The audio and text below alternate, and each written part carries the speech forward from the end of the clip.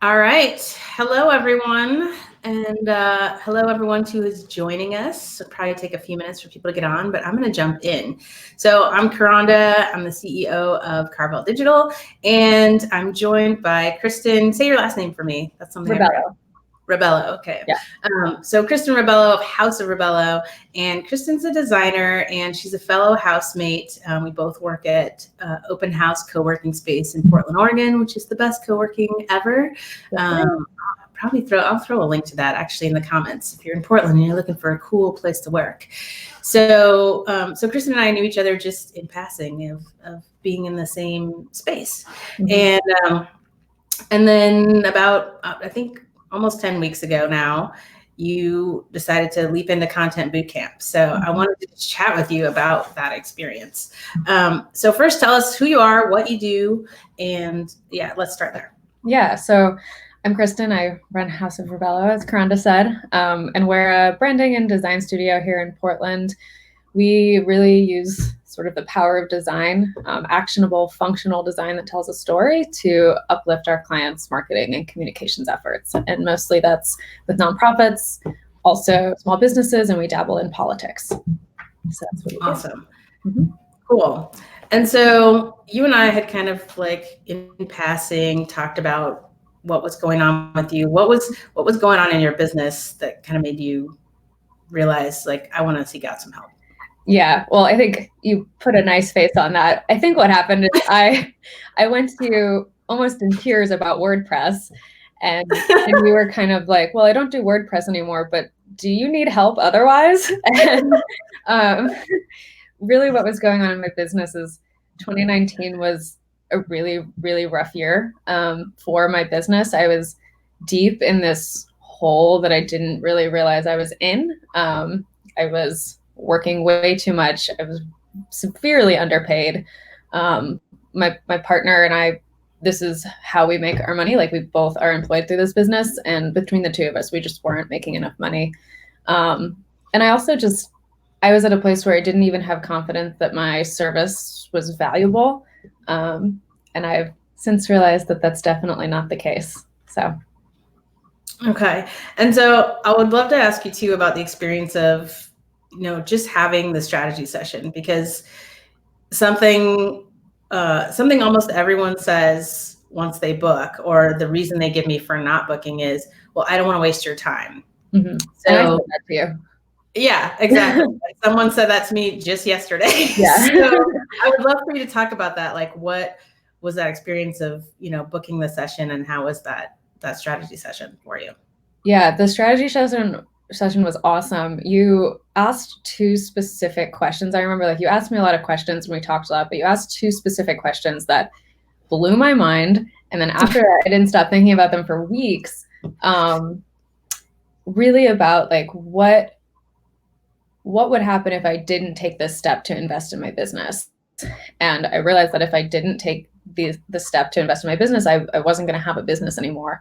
So I really just felt kind of seen in that strategy session. Like you'd been there, you knew where I was coming from, and you knew where I needed to go next. And I just hadn't really experienced that before. So.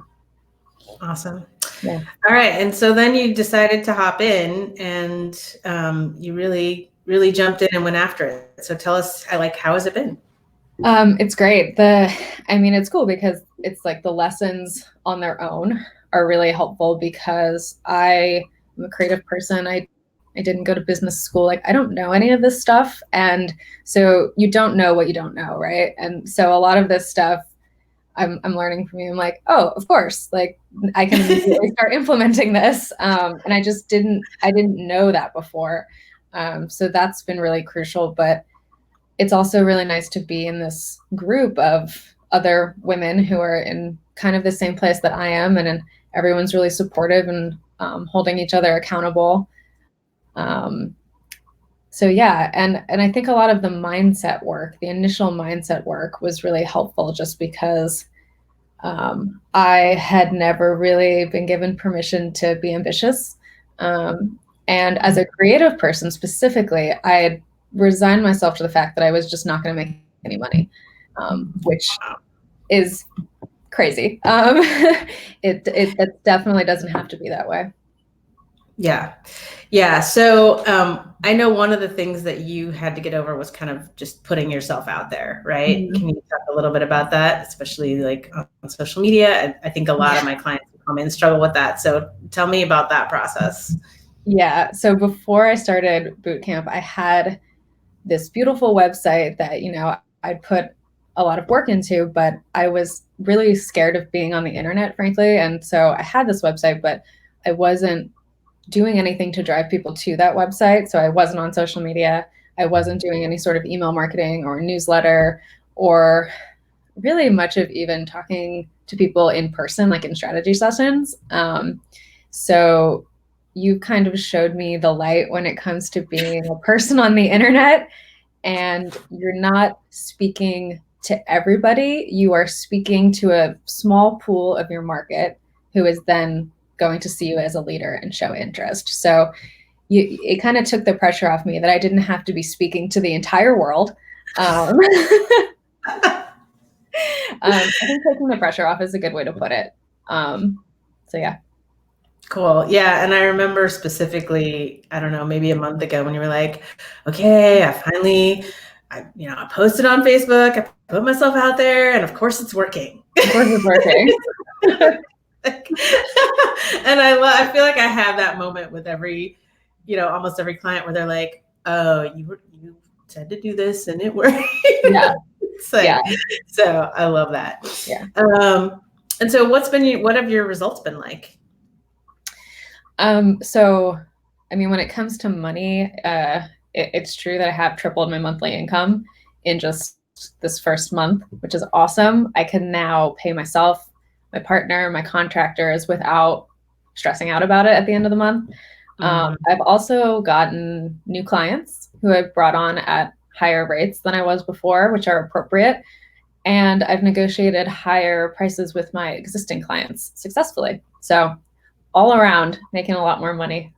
Awesome. Yeah. When you go back to those existing clients and have that talk, it's like free money. Like this is a process, everybody goes through where it's like, wait, I actually need to make more than this, and I'm worth more than this. And then there's always that balance of like being afraid to lose clients, right? Did you experience that? Yeah. And, I'm still struggling with that because I'm at the point where I have to be really intentional about which clients I'm sticking with and bringing on new clients strategically. So yeah, I think there might have to be some transitioning, and it's scary, but I mean, the alternative is keep being overworked, underpaid. And what's the thing you say about having a savior complex? Oh yeah. I don't know if there's a pat phrase, but you can't save people. You can't, you can't want it more for them than they want it for themselves. Absolutely. Yeah.